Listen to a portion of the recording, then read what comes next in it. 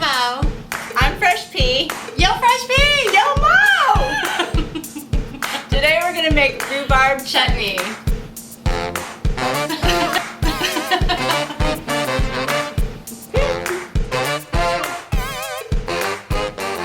Okay, back in the kitchen with Mo! We're jamming!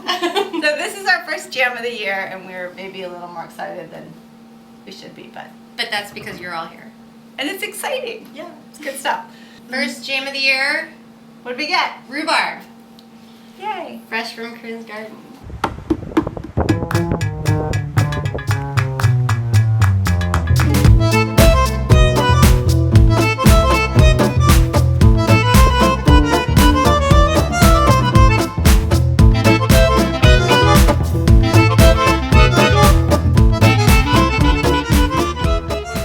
This is a book that's fantastic. It's Melissa McClellan, and it's called Food in Jars. Mariah went ahead and prepped everything. We have our rhubarb cut up into small little cubes, and you didn't peel it or do anything. I didn't peel it, but each stalk, even if it was a small stalk, I cut it at least in half, if not 3 or 4 down lengthwise, so that each of the pieces are pretty small, and then chop them all up.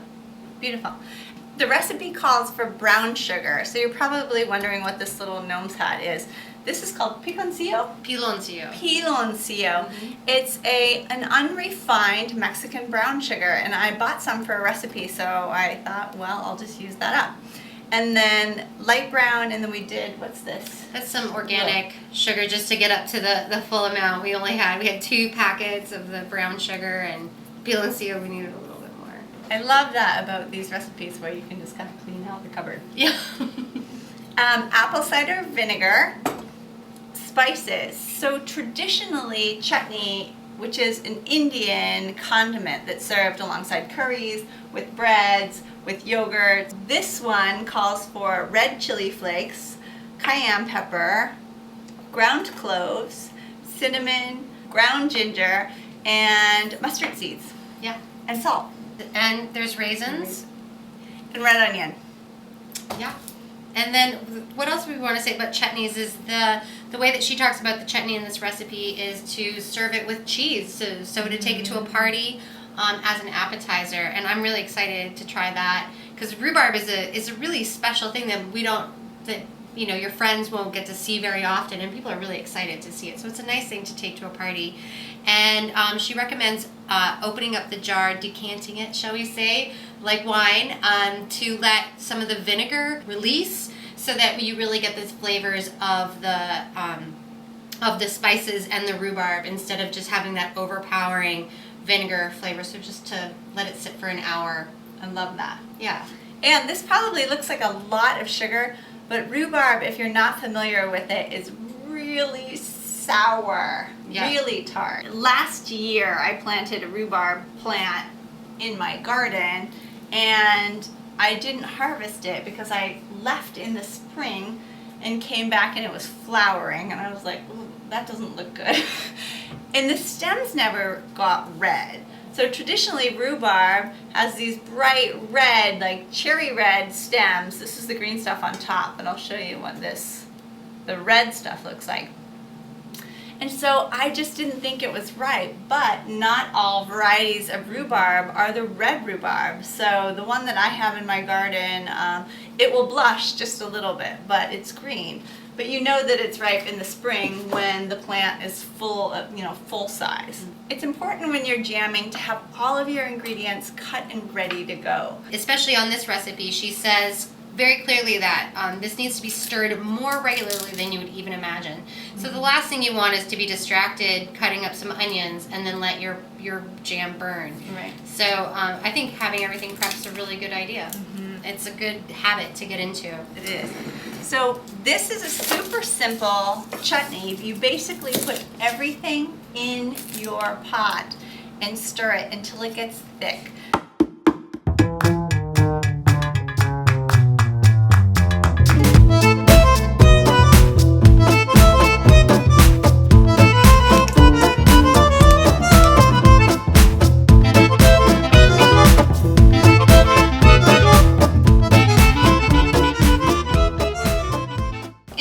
preparation for jam and canning, sterilization is hugely important, and you have to plan ahead.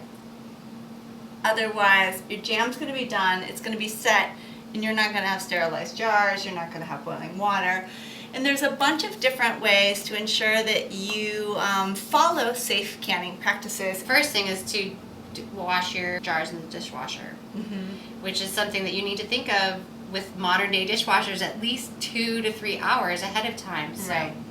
So in the dishwasher, I have my jar funnels, and what these are is they're just basically a funnel you put over your jar, and so when you're scooping sticky hot liquids, you just save yourself a lot of spill and a lot of mess later. And they're not necessary, but they're very handy. I have this one. Yeah.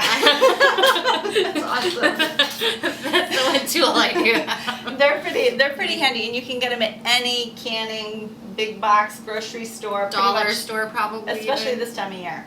A ladle, and this one is great because this is an 8-ounce ladle, and so for half-pint jars, 1 big scoop is pretty much it. That's so great. I love this one.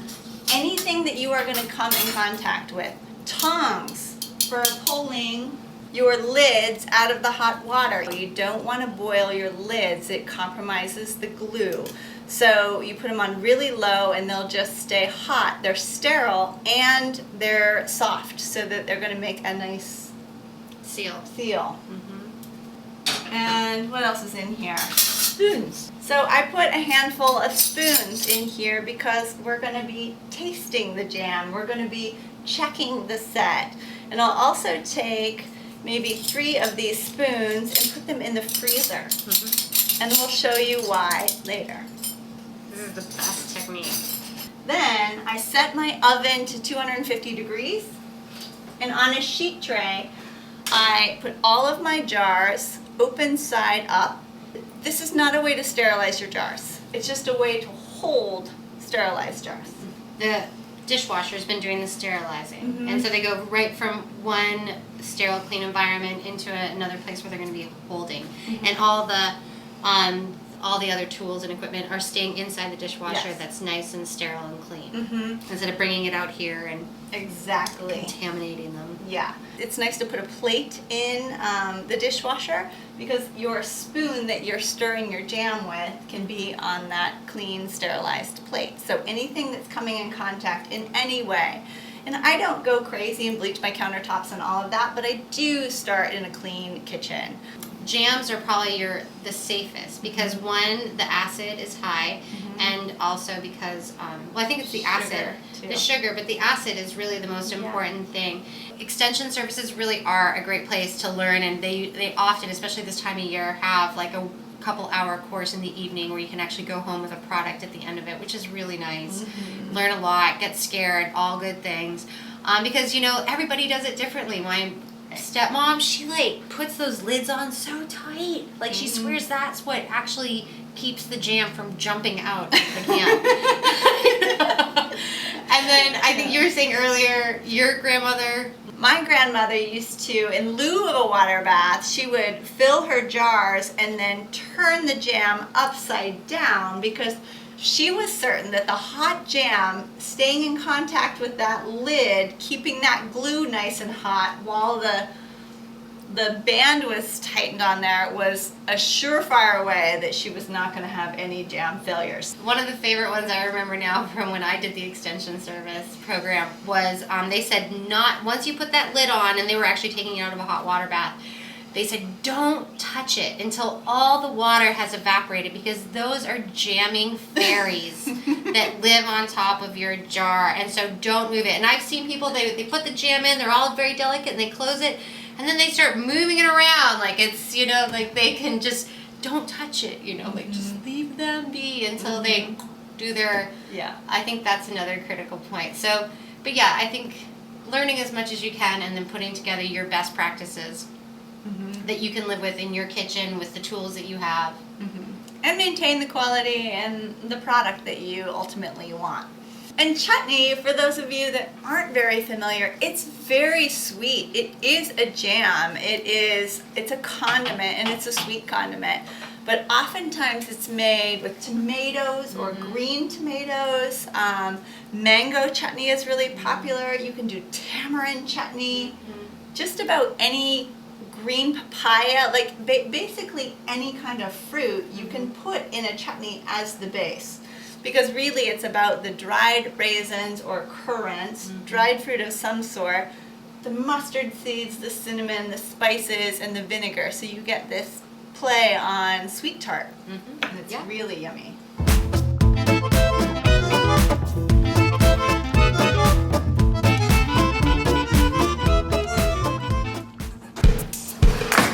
Okay, so it's